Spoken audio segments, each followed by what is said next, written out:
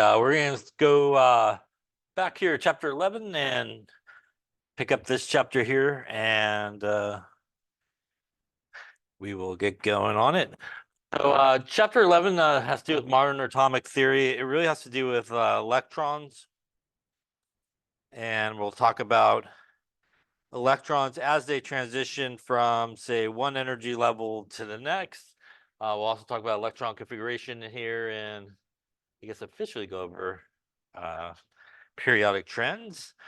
So let's start with the atom. As we know from Rutherford, he described the atom as basically having that positive core, and we have the negatively charged electrons on the outside. So remember, we have our nucleus here, which is positive because of the protons. Also, the neutrons are in there as well. We have our electrons out in that empty space. And as we'll talk about in this chapter again, sort of moving randomly about the nucleus in that empty space. As we talked about, the nucleus compared to the size of the atom is relatively small, but it is the most massive part of the atom, as it contains both the protons and the neutrons, which are both, again, 1,800 or so times heavier than any electron that's basically flying around. So when we talk about electrons and electrons really transitioning from one energy level to the next, one of the things that we sort of look at is the idea of energy associated with that.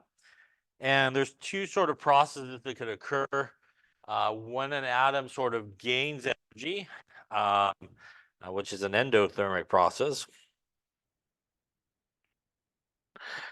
Electrons will be excited from a lower energy level to a higher energy level. And if those lines represent the energy levels, our electron will gain the energy as the atom does. This would be like very similar to what you did in a flame test when you stuck your sample into the flame. It gains a bunch of energy. It's going to excite those electrons. But electrons are no different than most. They do like to be sort of in the lowest energy levels that are possible. So what will eventually happen is electrons will work their way back down energy levels. And as a result of that, because there's the law of conservation of energy, the energy has to go somewhere. It can't be created nor destroyed. So an exothermic process for the atom is it will release that energy, and it will release that energy in the form of a wave, as we'll talk about, and a photon of light, for example. And the way that electrons, which are particles, sort of gain and lose energy, sort of the understanding of that started with a guy named Planck. And he sort of defined energy that can be released in these certain definite amounts, which are known as a quanta of energy. The idea of a quanta of energy is this idea that particles like electrons, as they're, for example, transitioning from one energy level to the next, regardless if they're going up in energy, down in energy, it doesn't really matter, gain enough energy to sort of fully do the transition. And as we will see, sometimes a quantized energy, sort of like thought of as like a staircase type of approach.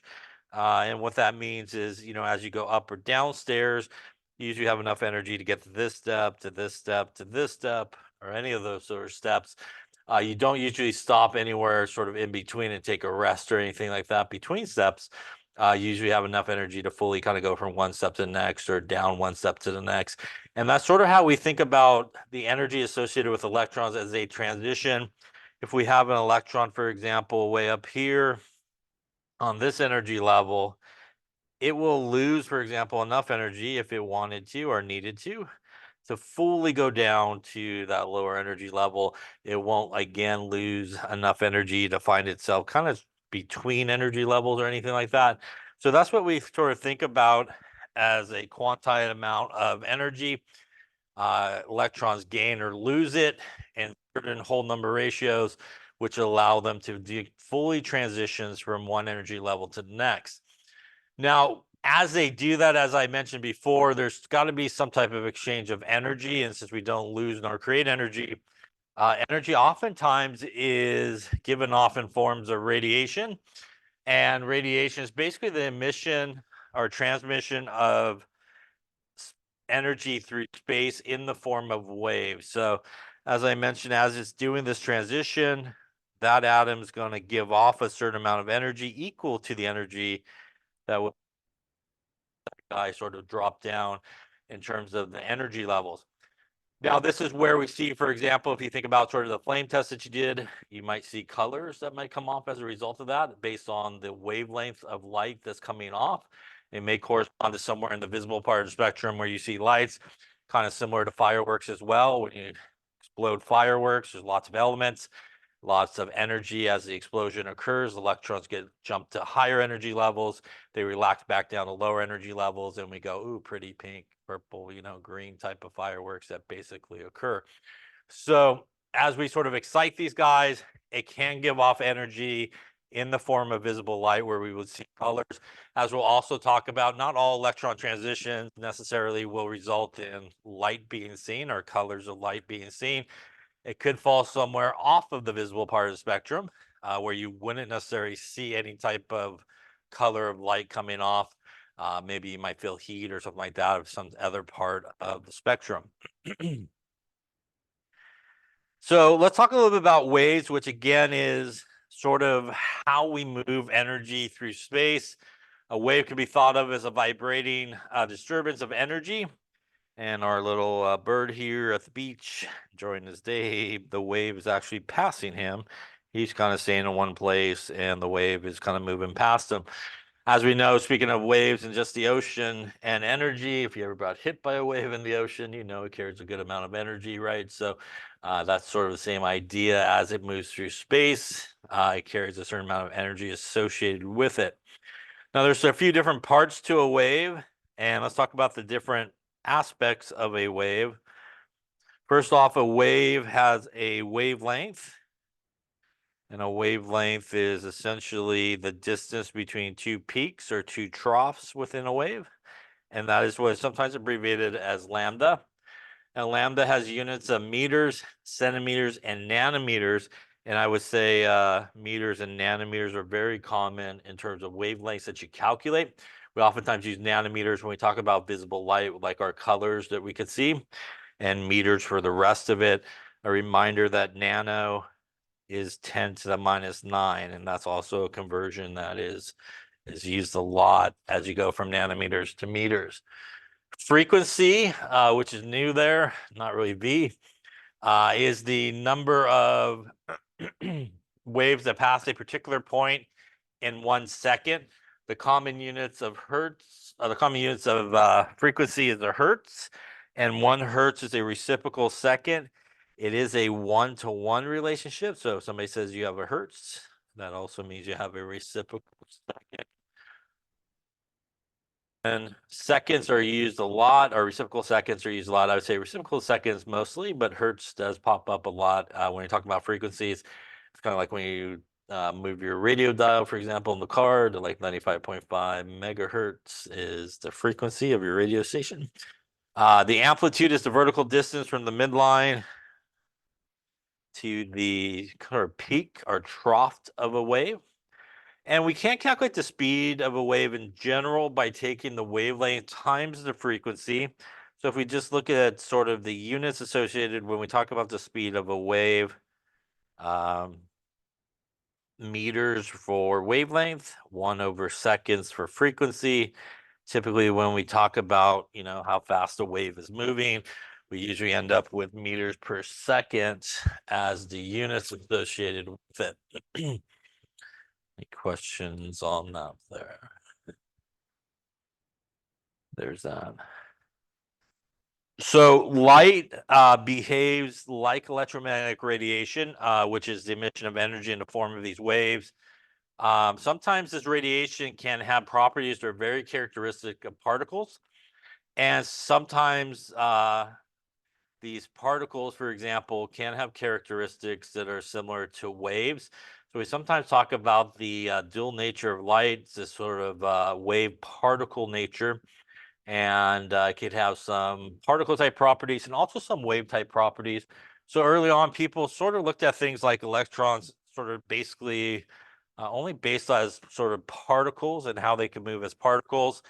As we'll see a little bit later on in this chapter, they sort of move away from that and also think about electrons in the nature of waves. And there's a big sort of change that occurs in terms of how we view where electrons are in the atom based on the wave nature versus, say, the particle nature of a particle like the electron.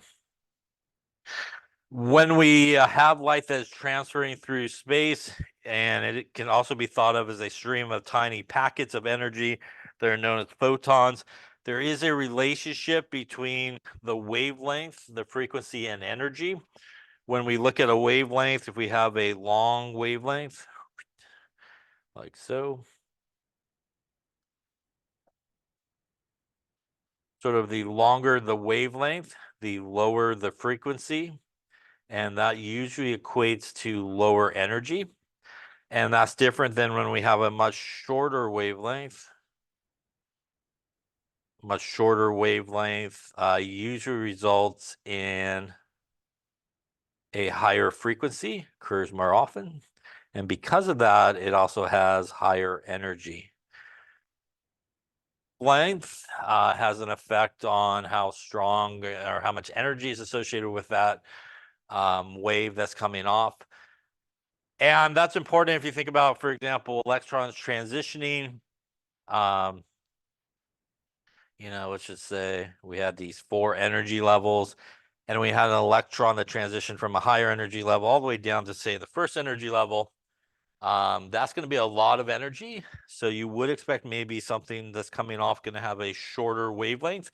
So it'll have a lot more energy versus an electron that maybe just dropped 1 energy level. And that's going to be a lot less energy.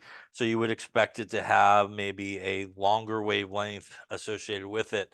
We also see this difference in terms of the visible part of the spectrum when we look at colors, like versus red versus, say, purple or violet. Red has a much longer wavelength, lower in energy, and something that's sort of purple sort of color has a much shorter wavelength, much higher in energy. So if you see a certain color come off, for example, that can also give you a clue as how far those electrons are transitioning in terms of their energy levels. And that's what we see here when we think about sort of light is thought of as a wave, but also a stream of particles and packets of energy associated with it. And there's our blue, which is a much smaller wavelength than our red. Now, one of the common sort of things that all electromagnetic waves have in common is how fast they travel, which is 3 times 10 to the 8 meters per second. That is the speed of light. It's about 186 miles per second. That is a constant, but I will correct it because here they would like you not to use the 3, but they would like you to use 2.998 times 10 to the 8 meters per second.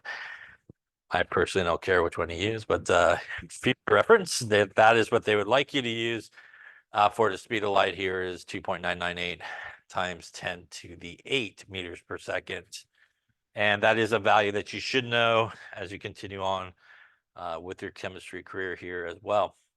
Now, when we deal with electromagnetic radiation, the speed of a wave is sort of changed into the speed of light. So the speed of light equals the wavelength times the frequency, which means if you know the frequency, you could figure out the wavelength. And vice versa, if you know the wavelength, you can figure out the frequency. It does need to be in meters, by the way, for that to properly cancel, because up on top are meters per second. So again, unit-wise, does need to be in meters. Typically, always when you go into any type of equation that involves the wavelength, usually meters is usually the units that it should be in so that everything cancels out correctly. So why don't we try wave with a wavelength of 4.68 times 10 to the minus 7 meters. So take a moment and see what you come up with here. Take a look at it here. We could use our C is equal to our wavelength times our frequency.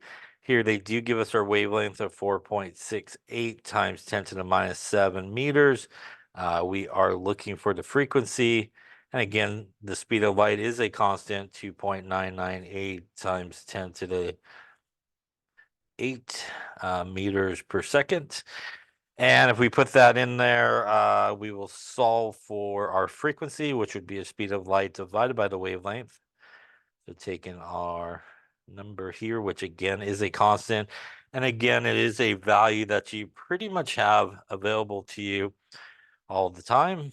And in this case, our wavelength is in the correct units of meters so that they cancel out correctly here. And we will end up with, let's see.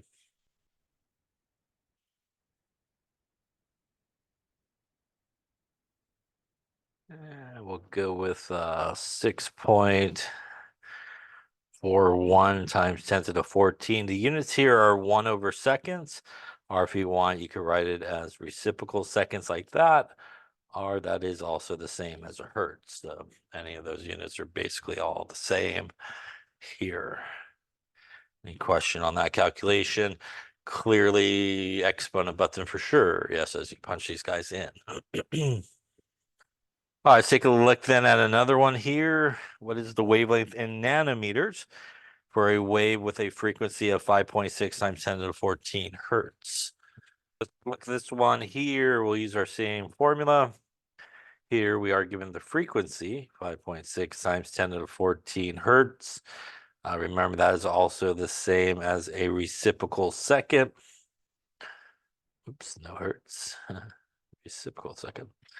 We are looking for the wavelength here. So if we solve for this, C over the frequency will equal our wavelength. So putting in our number 2.998 times 10 to the 8 meters per second divided by our frequency, 5.6 times 10 to the 14 reciprocal seconds. The seconds cancel. That's going to leave us units of meters at this point.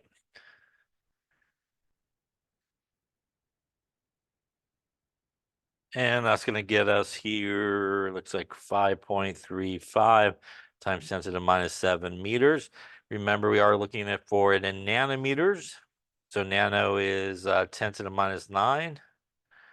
So that means in 1 nanometer, there are 10 to the minus 9 meters. Again, that is the correct way to use that. And we'll do our conversion, 5.35 times 10 to the minus 7 meters.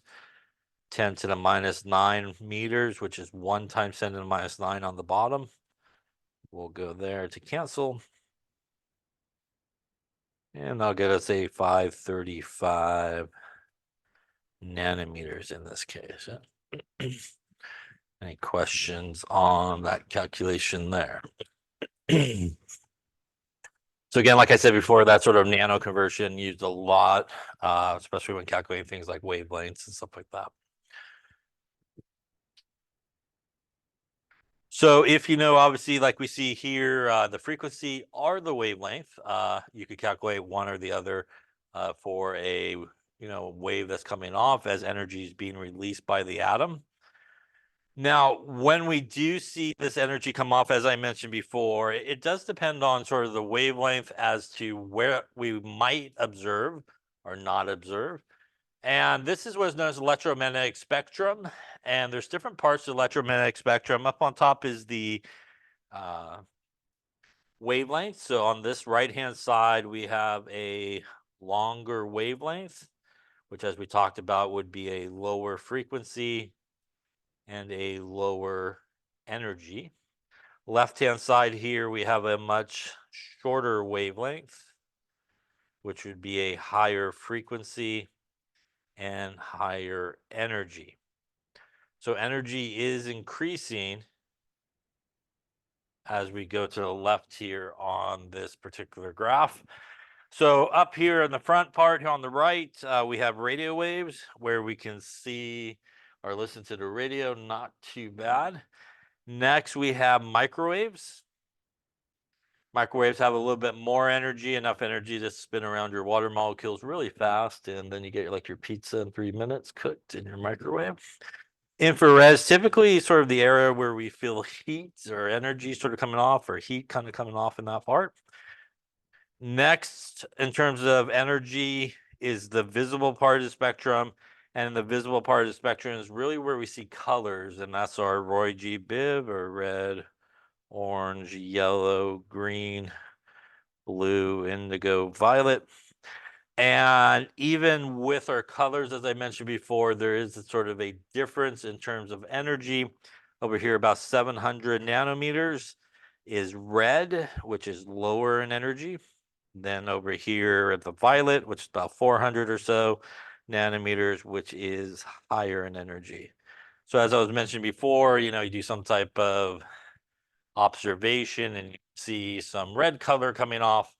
That's going to probably result from a transition of some electrons, not as far in terms of energy levels, as opposed to if you see more of the purple sort of line come off, that's going to probably be responsible for a larger sort of transition of energy levels for those electrons. To the left there, visible is ultraviolet. Why we put sunblock on, right? So we don't get too burnt from the ultraviolet rays coming in. Next is the X-rays. Why they put a lead vest on you and leave the room usually when they shoot the X-rays, pretty high in energy. And gamma rays, which are kind of like neutrons in the sense they have no charge. They're just pure radioactive energy, very, very high in energy. You have to take a lot of precautions if you're using something that's a gamma emitter, for example, if you're doing any type of research with it. So when we're talking about electrons transitioning energy in this sort of chapter and giving off that energy to the atom, the wavelength associated with that photon of light will fall somewhere in this electromagnetic spectrum. So this is what I was talking about earlier. If it falls somewhere in that visible part of the spectrum, we'll see some type of color. But again, if it falls outside of the visible part of the spectrum, you wouldn't necessarily see any colors associated with that transition or anything like that. So not all transitions will always sort of give you a color. And it could fall outside of that.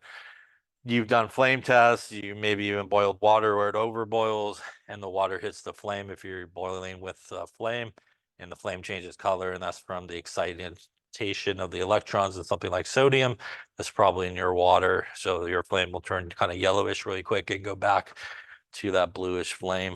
You do need to know the electromagnetic spectrum. You don't need to know it for this class in terms of wavelengths and stuff like that, but you need to know it in terms of being able to put things in order from, say, lowest or longest wavelength to shortest, or highest frequency to lower frequency. So you need to be able to put them in sort of order based on that. That also includes the colors. You need to be able to put those in order based on the same sort of parameters: energy, wavelength, frequency. Any colors on that or questions on that? So as I mentioned before, atoms and molecules can emit this energy, or these bundles of energy, these quantums of energy, and we could actually sort of measure it or calculate it, the energy that's associated with a particular photon of light.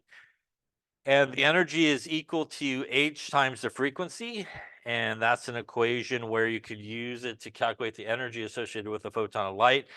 H is Planck's constant. We'll go with 6.63 times 10 to the minus 34. Some people will use 6.626 times 10 to the minus 34, but we're going to roll with this number here. Now, the nice thing about this is if you know the frequency of your wavelength, or you know the frequency of your wave, you can figure out the energy associated with it. But we could also tie this equation into the one we saw earlier, which was our C is equal to our wavelength times our frequency, and solve for frequency, which is C over the wavelength. We could actually take that and insert it into here for frequency, and you will sometimes see this equation written E is equal to hc over the wavelength. And what that means is, again, all you need to know is either the wavelength or the frequency, and you can calculate the energy associated with that wave of light. H is our Planck's constant, which is below, and C is the speed of light that we used earlier. So those are two constants up on top. So you could actually calculate the energy associated with a wave if you know one of those two things, either the wavelength or the frequency. Any questions on that there? So I will try it here. What is the energy in joules associated with a wave that has a wave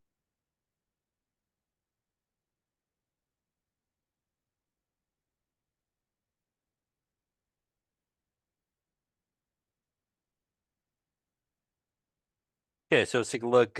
So we have our E is equal to H times our frequency. In this case, we're given the wavelength of 465 nanometers, and we are looking for that energy. So in this case, we would want to use sort of the version here that has wavelength involved, which is basically hc divided by the wavelength. A reminder that because the top guy is C, that's going to be in meters, which means we do need to convert our wavelength into meters so that everything properly cancels. So that's what we'll do first here. We'll take our 465 nanometers.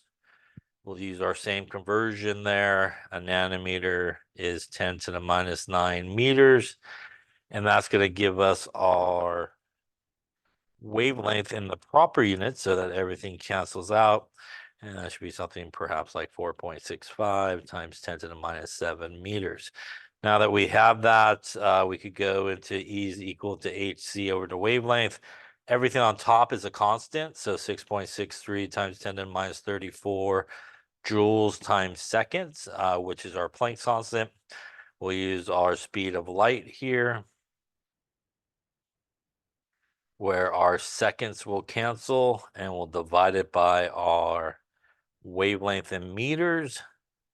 So our meters will cancel. That's going to leave us joules, the unit of energy left over, which is good. And if we pop all that in there,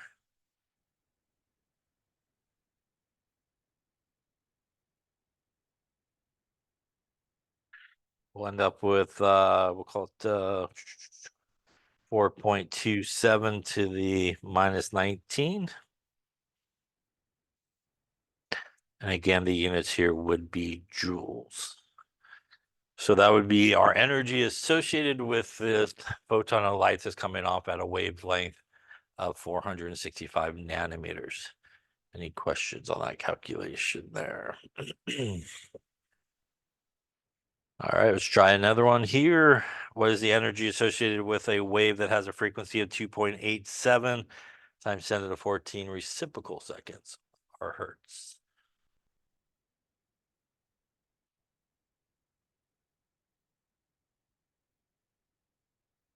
Energy equation. Again, because H here is a constant.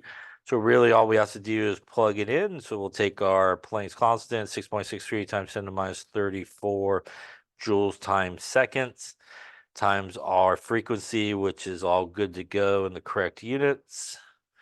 Our seconds will cancel each other out, and that's going to get us here.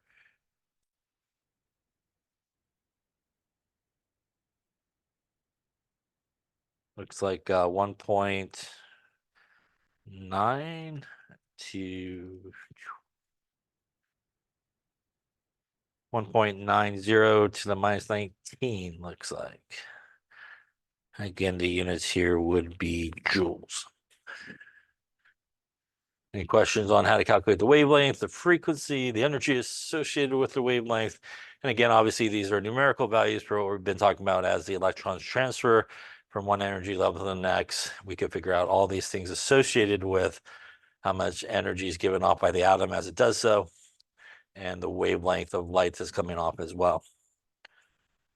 All right, so let's continue our conversation here about what's happening. As we've been talking about, again, sort of an exothermic process for the atom.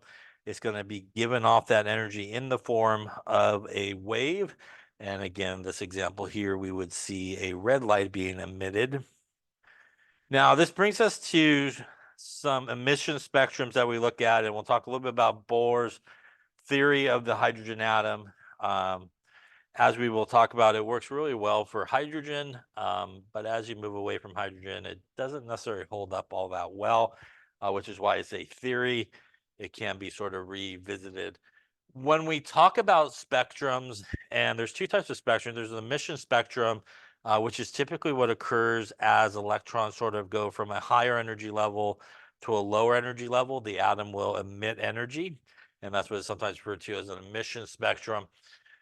There's also a absorption spectrum that you could do, and that's obviously when the atom would gain the energy and what's going on. We typically look at the emission spectrum here, and our emission spectrum can be basically found by energizing a sample, as we talked about with our flame test. Obviously, when you stuck your sample into the flame, it gained a lot of energy from the fire. You could also do some type of electrical discharge or electrical current through like an electrical discharge tube, kind of like neon lights where you see different colors and stuff like that. Electrical circuit basically is exciting the electrons as well. So when we look at some type of emission spectrum, it is basically one of two things. It's either a continuous spectrum or it's a line spectrum. And the difference between these two things is really how samples sort of emit energy or absorb energy in a continuous sort of situation or a continuous spectrum. You sometimes could think of it as not necessarily like stairs, but more like a ramp. So if you were walking up like a ramp up a hill, you pretty much have the ability to, stop anywhere along the way. You're not going to fall. You can lay it up anywhere you like on that ramp. And that's what we see with types of samples like the sun, for example. You get wavelengths of everything sort of coming off at once because pretty much you could kind of stop anywhere along the way in this path of energy. And that's different than what we see with a line spectrum, much like the name implies. We see really distinct lines at specific wavelengths. And for example, they'll have specific colors associated with it based on their wave that they're at. And that's more the quantized energy sort of model, like the staircase, where we'll find an electron on this energy level, that energy level. Once again, we typically won't find anybody in between energy levels, as they will gain and lose enough energy to make that full transition from one energy level to the next. And again, that's different than a continuous where pretty much everybody could just stop anywhere they like and transition wherever they want. That's going to give off wavelengths of all sort of values along the way. So when we talk about metal pieces or solids and the sun, when we heat those things, for example, we can see it glow, which is part of the visible type spectrum. We can also feel the warmth of it, which is the infrared type of spectrum. So the sun, heated solids typically will give off a more continuous spectrum. If you're looking at colors, you kind of see a rainbow color kind of coming off if you're kind of seeing all the different colors sort of happening. And that's different than, say, elements in their gas form. Elements in their gaseous form is more of a quantized energy and gives this line spectrum. And again, that's more of the staircase sort of example. And what we see is because electrons can only be on like this energy level, this energy level, this energy level, and they can only transition from one energy level to the next. They give off these very specific waves that come off as a result of it with specific wavelengths. And they're so specific that you could take a line spectrum and you could pretty much figure out what element you're looking at based on the number of lines that you see, the wavelengths that they come out at, the colors that they come out at. So each element has a unique line and spectrum that will give off only specific sort of lines that correspond to specific waves at specific wavelengths. And again, we don't get just like a block of color kind of going through it. If you were to look at it through, say, a spectroscope with a prism, it would separate out the light and you'll see these very distinct lines happening. Continuous spectrum, or if you looked at something, say, through a spectroscope that was sort of lit up by natural light, again, you'll see more like a rainbow effect in terms of the colors because you're going to see like them all kind of coming off in one sort of deal. And that's what we see here. If you look at something like hydrogen here, run an electrical current, go through a little slit through a prism, you will see these very distinct lines that will occur. And that is what we see in a line spectrum. Again, in a more continuous spectrum, you could pretty much see everybody's coming out basically, again, because they're able to sort of stop anywhere they want, as opposed to these very distinct ones. When we look at the line spectrum on the bottom there, each of these individual lines correspond really to an electron transitioning from a certain energy level to another energy level. And as we talked about before, you can see maybe this reddish type line may correspond to a smaller transition as it's lower in energy. versus this line over here towards the end. There's more purple, again, responding to maybe a larger transition of energy levels for a particular electron. When the light emitted by a hydrogen gas discharge tube is passed through a prism, a line spectrum results. This line spectrum consists of light at only 4 wavelengths in the visible region. And again, what Bohr was able to sort of explain is why we see these particular lines in the hydrogen atom, and these are the 4 that you typically see in hydrogen. So if you're looking again through like a spectroscope with a prism in it, you would see these 4 distinct lines, which is different than other elements. If you were looking at something, say like krypton or neon or something like that, you would see lines, but they might even be the same color, but there'll be a slightly different wavelength. So again, each element has their own sort of unique spectrum. So speaking of Bohr, Bohr's model of the hydrogen atom, as I mentioned, offered an explanation to those lines that we see in hydrogen. It is or anything that has more than one electron, it doesn't necessarily hold up. And as we'll talk about, we'll kind of move away from Bohr's model we see in the hydrogen atom. And really, Bohr's model is sometimes referred to as that planetary model of the atom, where we have a nucleus, which is positively charged, and around the nucleus, we have these different orbits. And these orbits are basically where they have different energy levels, like n equals 1, n equals 2, n equals 3, and so forth. And this n number is referring to the energy level. The idea of Bohr was we have these particles like electrons, and they're frankly orbiting the nucleus. So they're moving around in nice, pretty circles. And when we see electrons sort of move from one energy level to the next, as we talked about, if we had an electron out here, it would again lose enough energy to fully make it down to, say, the first energy level. It won't stop anywhere between, because it can't be between orbits. It's got to be in one orbit or the next. The result of that, as we've been talking about, is that atom would give off that energy in the form of a wave with a specific wavelength. And those transitions that we saw in the line spectrum for hydrogen, it accounted for these electrons transitioning a quantized way there from one orbit to the next. Now, as we will talk about,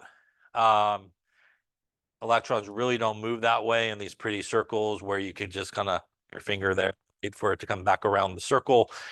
They really don't travel that way, but it does account for those sort of lines that we see as the electron again drops from a higher energy level to a lower energy level. So applying sort of Bohr's idea to what we see that as the electrons transition from an energy level to the next, we will see those different colors happening. When we talk about energy levels, that is what's referred to as the principal quantum number, and n can have a value of 1 through 7.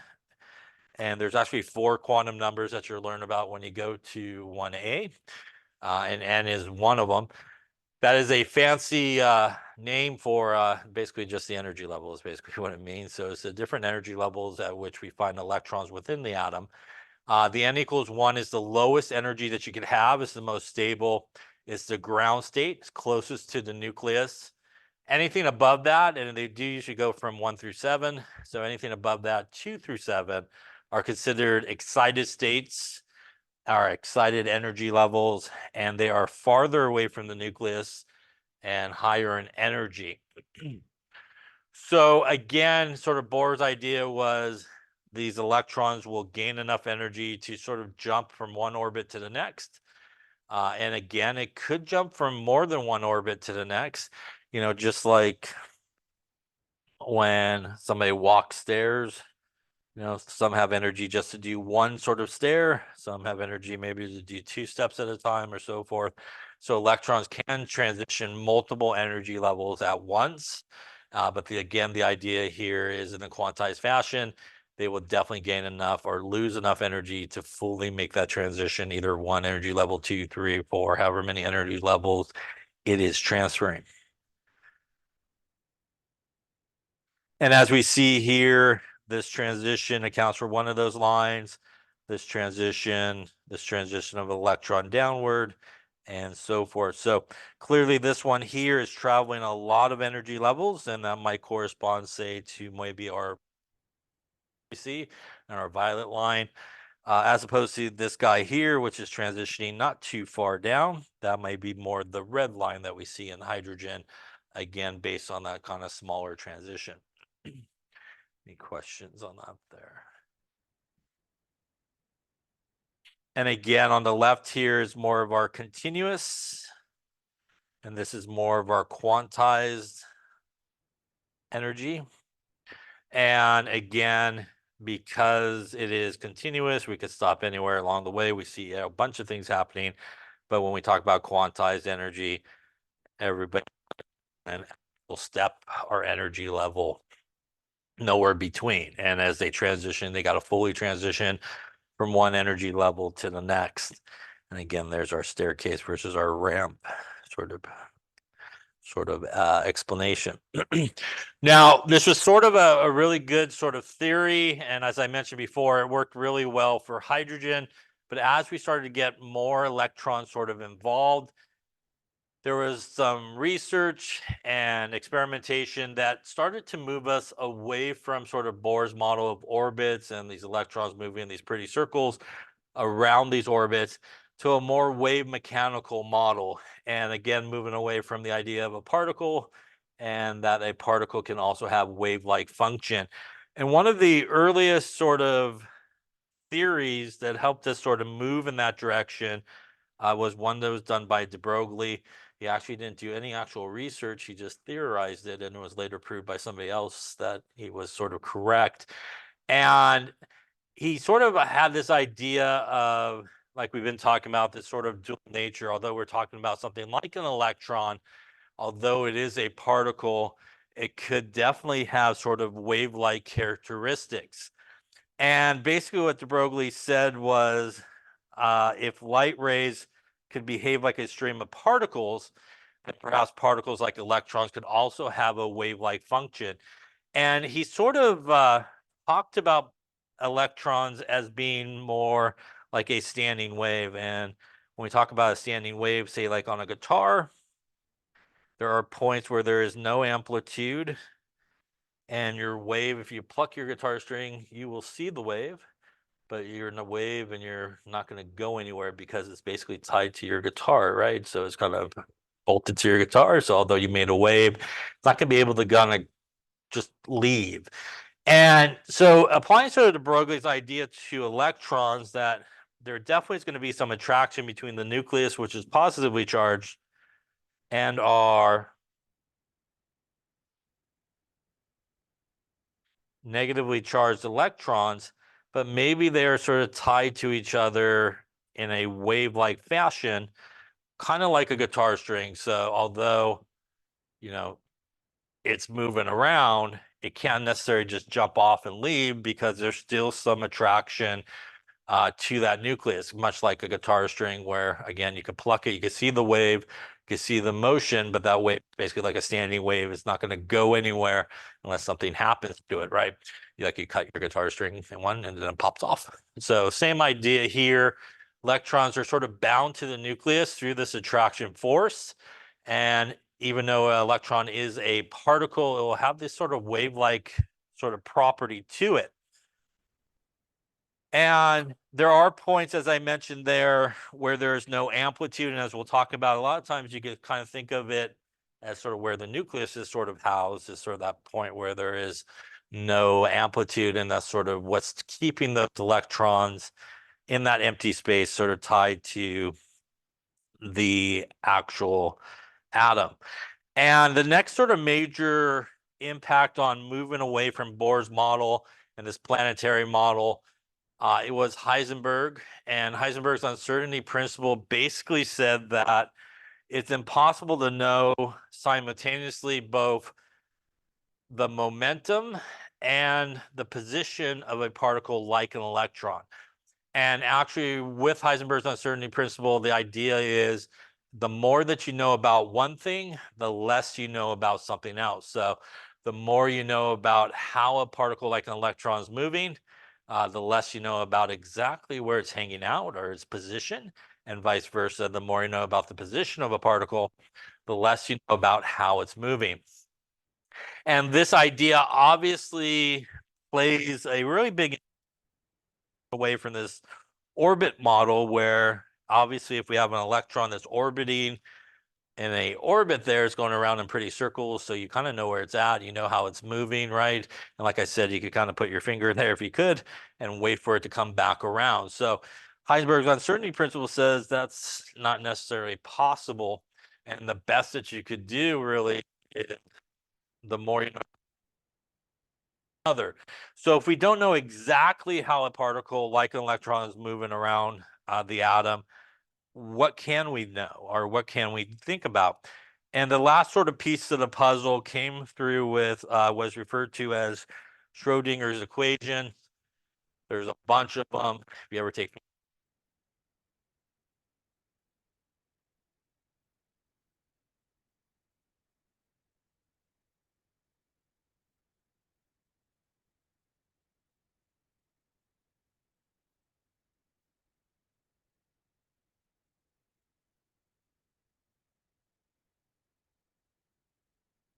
where they are.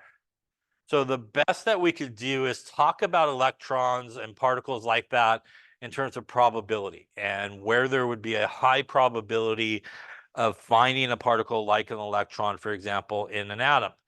And as you could probably imagine, there should be a pretty high probability of finding an electron somewhere near the nucleus as it's positively charged, since the electron is going to be attracted to the nucleus because of that positive charge. And there should be a pretty good high probability of finding an electron in that area. Just like as you sort of fan out from the nucleus at some distance, there's probably a good probability you're not going to find perhaps an electron in that area. Now, just because there is a high probability of, say, finding an electron in the area near the nucleus, we still don't know exactly where it's at. We don't know how it's moving. We don't know exactly pinpoint it out, but we just know that, there's a fairly high probability that, if you went in that area, you might come across an electron. And with that idea, what happened, a very big sort of transition from Bohr's model, where we talked about these electrons moving in these nice, pretty orbits, is we move away from the orbit idea to this idea, what are known as orbitals, are atomic orbitals. And there's a few different types of atomic orbitals or orbitals we'll talk about. There are S's, there are p orbitals, there are d orbitals, and there are f orbitals. And regardless of the individual orbital that we may be talking about, any individual orbital was found to be able to hold a maximum of 2 electrons. So any individual orbital has the ability to hold 2 electrons total. We're going to talk about each of these things. So this is the idea of when we talk about electrons kind of moving around in that empty space, moving around randomly in that empty space. Again, we look at really probability maps. What are the S's, the P's, the D's, and F's? We'll see here in just a second, but they really are just that. They're sort of theoretical probability maps of where you could find electrons in an atom. Would you really see perhaps a circle or a figure 8? Perhaps not, but this is sort of what we visualize as to where electrons are hanging out in the atom. As you can see here, this is an example of electron density map for like an s orbital. And for example, as you can see, the nucleus is considered to be probably there towards the center, and that is the darkest area. And in the darkest area is probably the highest probability of finding an electron. And you can see a lot better there on the screen as you fan out away from the nucleus. Although it's still some color there, it's a lot lighter, so there's a less of a probability of finding an electron. Once again, we're not really sure exactly where the electron is, as it is moving sort of randomly about that area. But again, we would imagine there's a pretty good probability of finding near the nucleus an electron, as opposed to as you sort of travel out to the outer edges, probably less of a probability of finding that electron, as there would be a less attractive force right towards the nucleus. So let's talk about these atomic orbitals. The first atomic orbitals we're going to talk about are s orbitals. And when we find s orbitals, they actually first appear on the first energy level. So if you go to the very first energy level, which is the ground state, n equals 1, you will find a 1s orbital. And if you go to the second energy level, you'll find a 2s orbital. If you go to the third energy level, you'll find a 3s orbital, all the way up through 7. So s orbitals are found on every energy level. They start at the very first energy level. They're actually the only orbital that is on the first energy level. And if this line represents the orbital, this orbital, for example, could hold 2 electrons if each of those arrows represent electrons, basically. They are all the same spherical shape.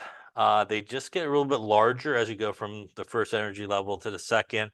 And by the way, that's what the number in front here means.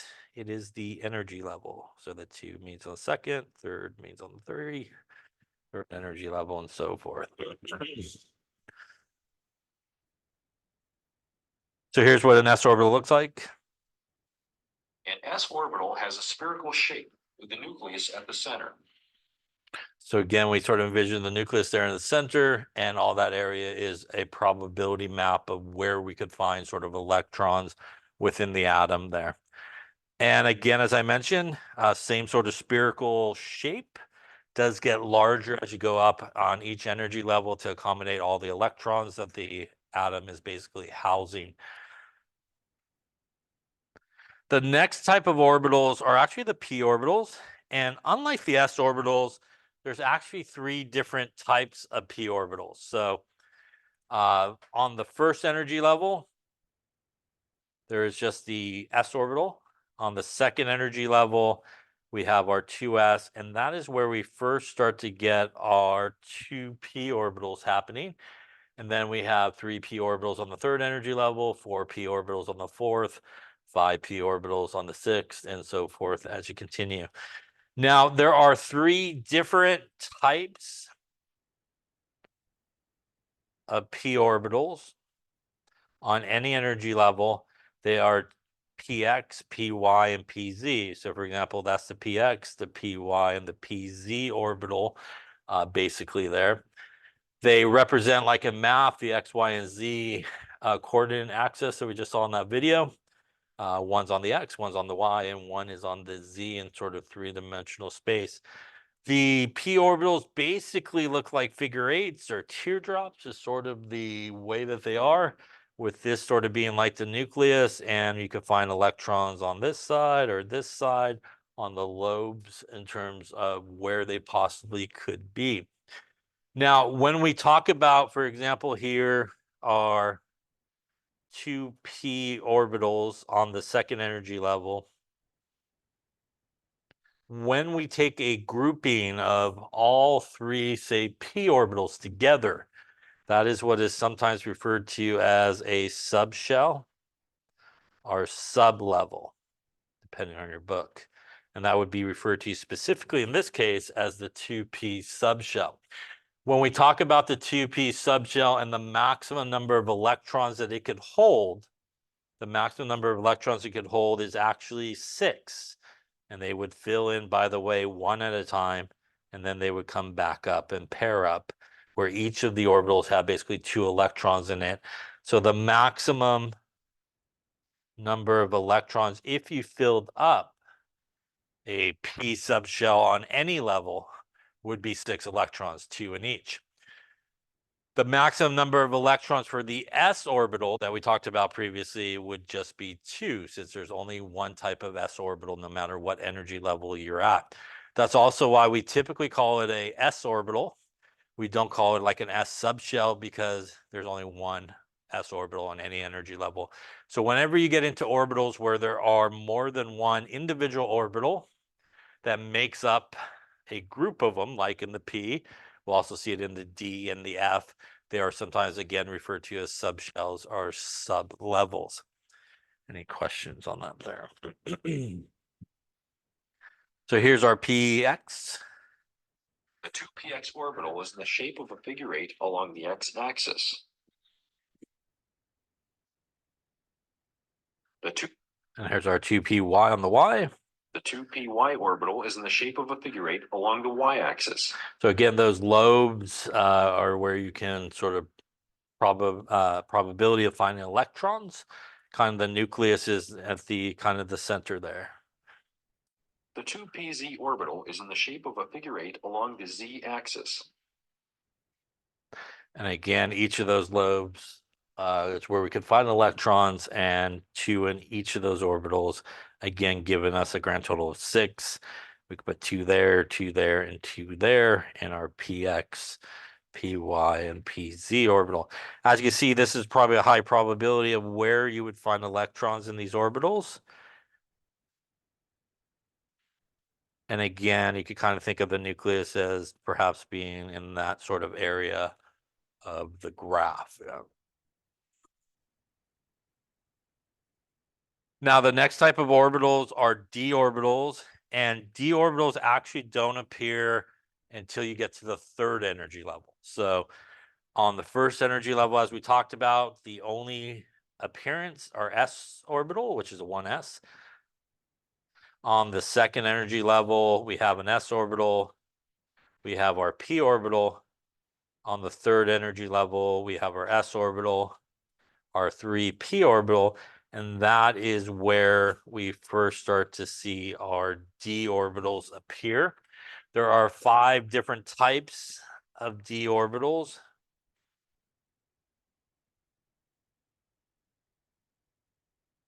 And as we can see here, these are the 5 different types. 2, 4, 6, 8, and 10 electrons could go into here. So 10 electrons to fill, and all these together would be the d subshell, our level.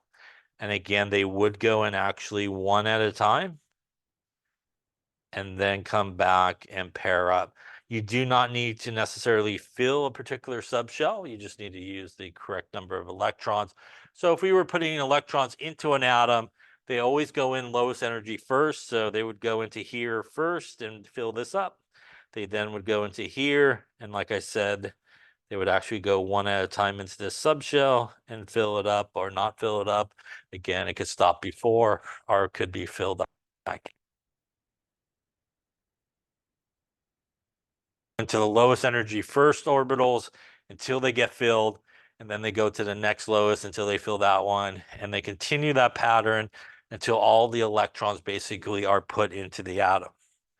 And here's a look at our d orbitals, which kind of look like 2p orbitals together.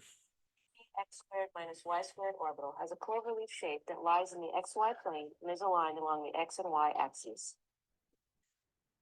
The 3dxy orbital has a cloverleaf shape that lies in the xy plane and bisects the x and y axes. Again, 4 of the 5 pretty much look the same. The 3dxz orbital has a cloverleaf shape that lies in the xz plane and bisects the x and the z axes. And this one kind of looks like a dz squared orbital. p orbital with a donut. Orbital, the donut of electron density around the center. It is aligned with the z-axis.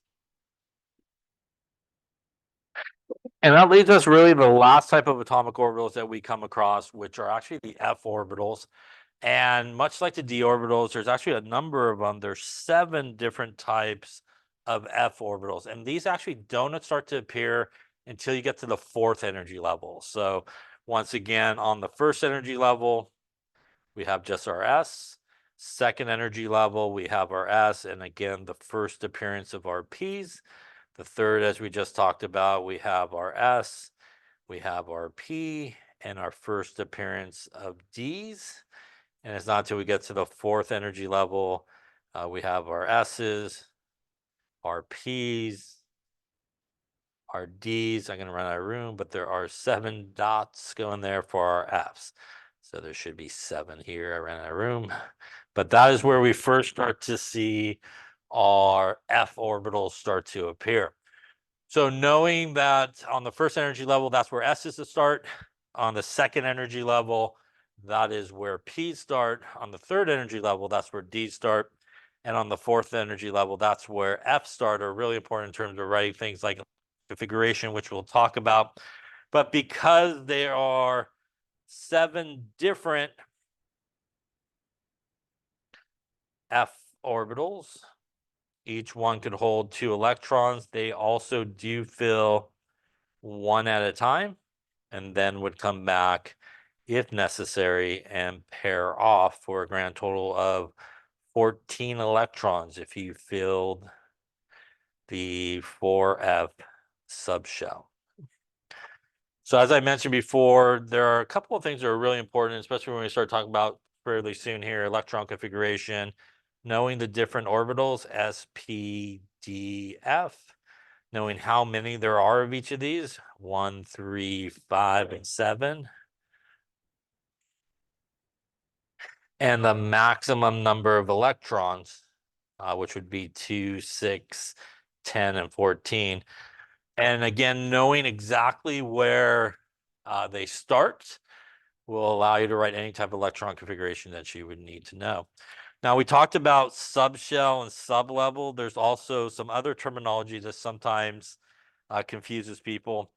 When we talk about a level or a shell, so for example, the n equals 2, what is the maximum number of electrons if you filled up the n equals 2 level or shell? How many electrons if you filled up the n equals 2 level? What do you think? N equals 2 is here, and it covers all these guys. So that is 2, 4, 6, and 8 electrons, yeah? So you could fill it up with 8 electrons. Once again, if you're asked a question like how many electrons to fill a 3D subshell, how many electrons would that be? 3D subshell would be just our grouping of d orbitals on that level, which would be 2, 4, 6, 8, and 10 electrons. Let's say we want to know how many electrons in a 4F orbital. How many electrons in a 4F orbital? We filled it up completely. What do you think? The answer is 2.